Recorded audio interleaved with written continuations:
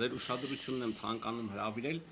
հետևյալ փաստական հանգամանքի վրա։ Նախ առաջի անգամն է, որ մենք խոսում ենք Սամվել Կարապետյանի առողջական վիճակի վերաբերյալ, որը ի դեպ հենց վրա է հասել քրեակատարական հիմնարկում կեցության պայմանների ոչ բարվոք պահպանման հետ կապված։ Սամվել Կարապետյանը մեզ միշտ հորդորել է, որպեսզի մենք ընդհանրապես այդ մասին չխոսենք, բայց մենք մեր բողոքարկումներում մշտապես դատականատյաններում բարձրաձայնել ենք այդ հարցը եւ բոլոր դատավորները, այսինքն նվազագույնը 2 դատավոր առաջի ատյանում, 2 դատավոր վերաքննիչ ատյանում հստակ ամրագրել են այն փաստական տվյալը, որ եթե շարունակվի Սամվել Կարապետյանի առողջությանը պատշաճ բժշկական օգնություն եւ աջակցություն չցուցաբերել, դա հիմք է լինելու խափանման միջոցի փոփոխման համար։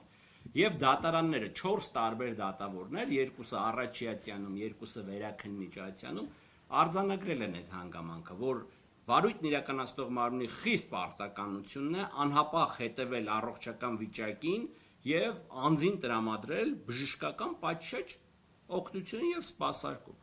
որը վարույթն իրականացնող մարմինը կտրականապես չի իրականացրել շարունակաբար, ինչի արդյունքում Սամվել Կարապետյանի մոտ զարգացավ երկկողմանի թոկաբոր, որը քրեակատարական հիմնարկի պայմաններում իբրև թե բժիշկը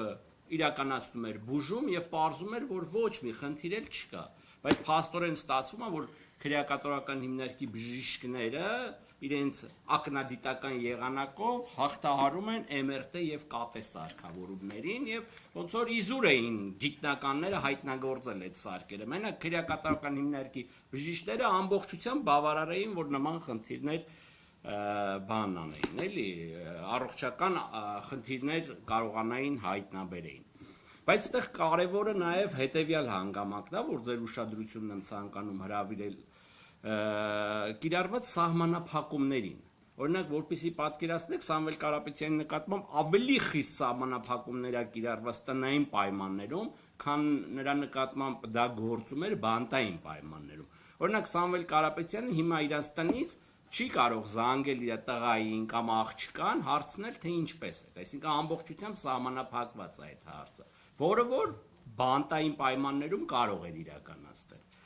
Բացի այդ, բանտային պայմաններում Սամվել Կարապետյանը կարող էր որոշակի հրապարակային ելույթներով հանդես գալ։ Տնային կալանքի պայմաններում դա եւս սահմանափակված է։ Հետևաբար այն մեր հանրության շատ ստվար զանգվածի մոտ, եթե նույնիսկ արկային թույլ ըմբռնումը, թե իբրև արկա է որոշակի համաձայնություն բան, ես ուզում եմ հարատեմ այդ մարդկանց մտավախությունները, որ նման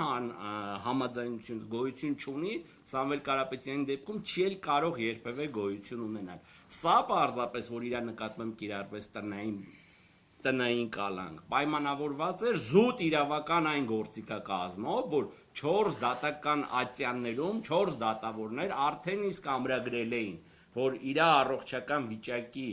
չհետևելը, լուծումներ չտալը հիմք է խափանման միջոցի փոփոխման համար։ Եվ դրա համար առաջի ատյանի դատարանի դատավորը այլընտրանք չունենալու պայմաններում գնաց որոշակիորեն համարձակ որոշման կայացման, թեև ես դա ինչ որ հատուկ համարձակություն չեմ էլ համարում, բայց փաստ ունենք փաստ, որ մեր դատական համակարգում իրոք դա այս դեպքում համարվում է համարձակություն։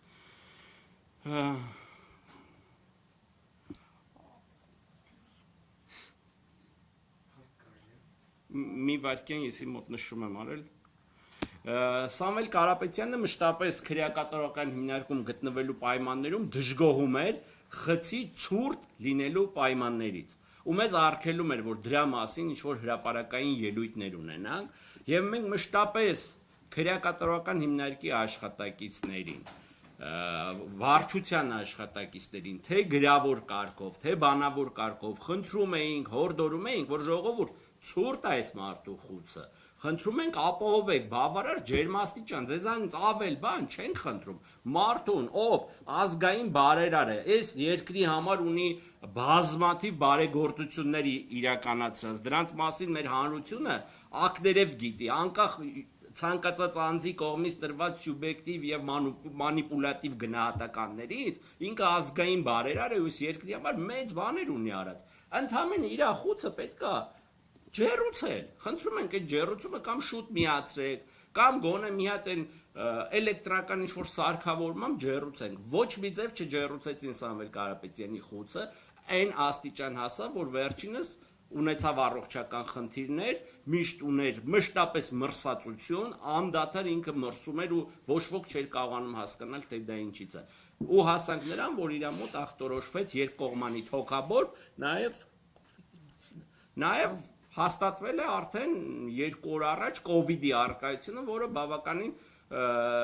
ծանր դինամիկ ընթացք էր ունենում Սամվել Կարապետյանի մոտ։ Այսինքն հաճախ են խոսում այն մասին պատկան մարմինները, թե ոնց կլինի, ում կալանավորում ենք, մեկ էլ հոպ պարզվում է, որ ինքը հիվանդ է։ Ինքը հիվանդ չէ, տանում եք այնպիսի պայմաններում եք այդ մարդին պահում, որ հազար տեսակ հիվանդություններ է ձեռք բերում։ Էլ չեմ ասում, որ եղած հիվանդությունները դինամիկ զարգացումներ են ունենում։ Մենք ուզում ենք մեր հանրությունը այս մասին տեղեկացված լինի եւ իմանա, թե ինչպիսի վիճակներում են մարդին պահում։ Բացի այդ վերաքննիչ դատարանի շատ հրատապ նիստ գումարելը, գլխավոր դատախազության կամ առհասարակ դատախազության հրատապ բողոքներ ներկայացնելը մեր համար շատ իրավական առումով շատ մեծ ինդիկատորներ են այն մասին, որ իրոք շատ լուրջ քաղաքական հետապնդում է իրականացվում եւ ամեն գնով փորձում են Սամվել Կարապետյանին պահել